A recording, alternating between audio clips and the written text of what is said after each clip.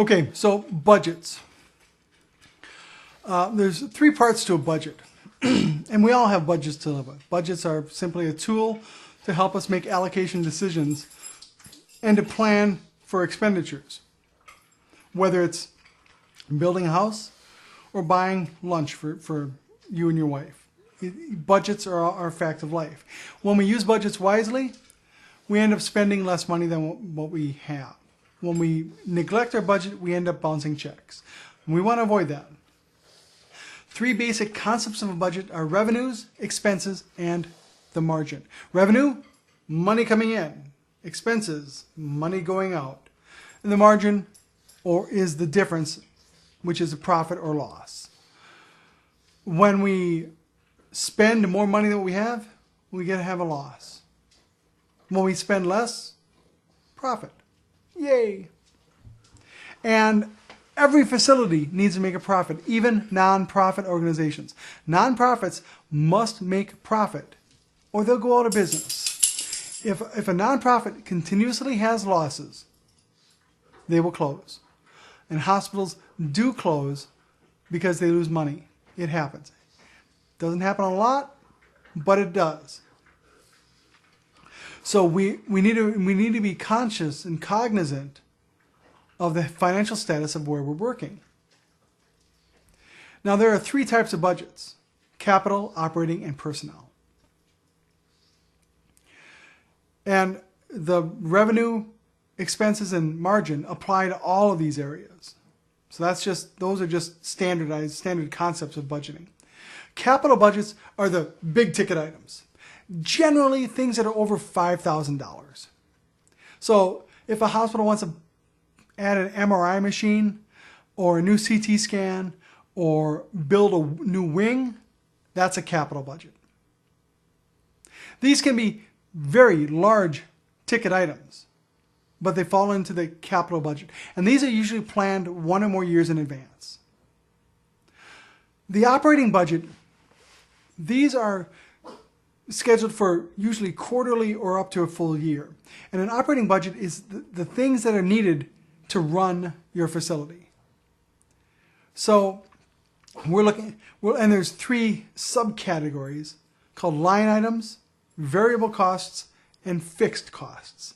So in the operating budget or the daily operating stuff, a line item would be things like supplies, phones, small equipment, thermometers, copying costs, printers, computers. Those are just things that you need. Variable costs will go up and down with patient census. So if you have more patients, you're going to have higher laundry costs. You're going to have higher food costs, higher dressing costs, higher costs of medications. That's variable. When you have very low census, you shut units down and you save those variable costs.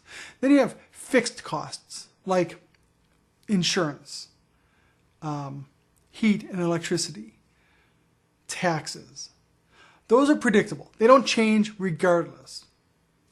So line items are the little things that need to operate, in an office. Variable costs go up and down with census, and fixed costs are predictable and stay the same no matter what happens. But then we have personnel budget, and the personnel budget is the single largest budget of any facility. Now, remember I said capital budget might have big items, but the overall capital budget is going to be relatively low.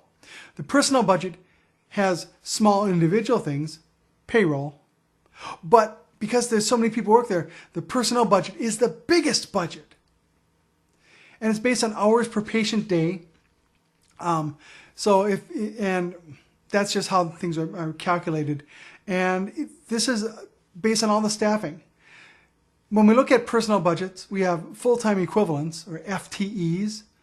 A person who works 40 hours a week is 1.0 FTEs. If you work 20 hours a week, it's 0.5 FTEs. That's pretty, I think you probably understand that.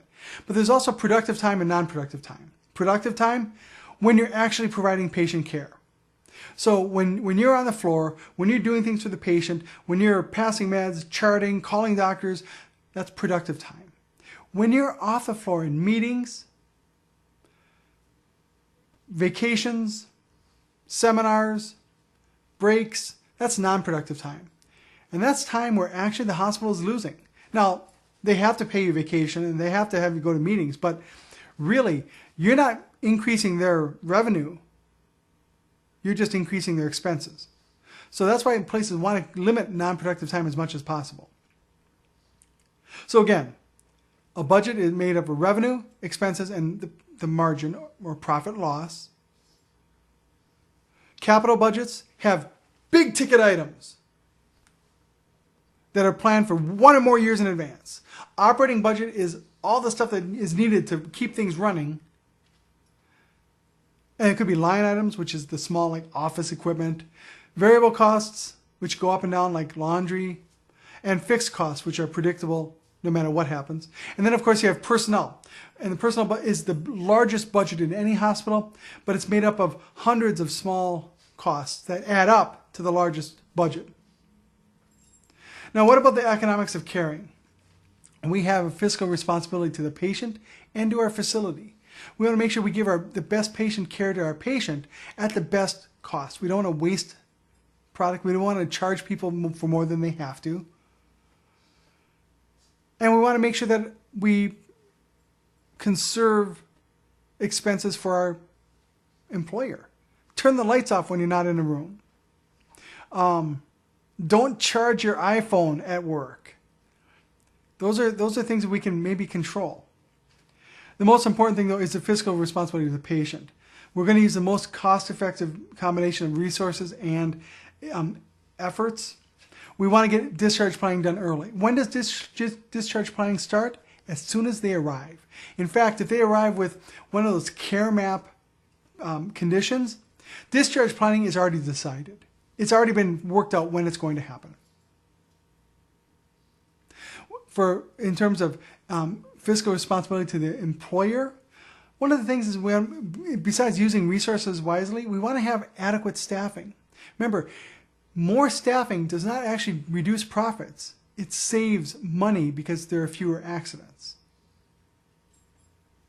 So we need to be smart about dollars and cents, not just for our own selves, but for our patient and our facility. We need to provide care wisely, efficiently, and effectively, because costs are not going to go down.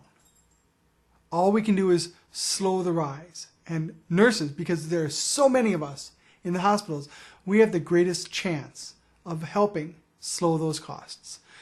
That's it for Learning Plan 4. Thanks.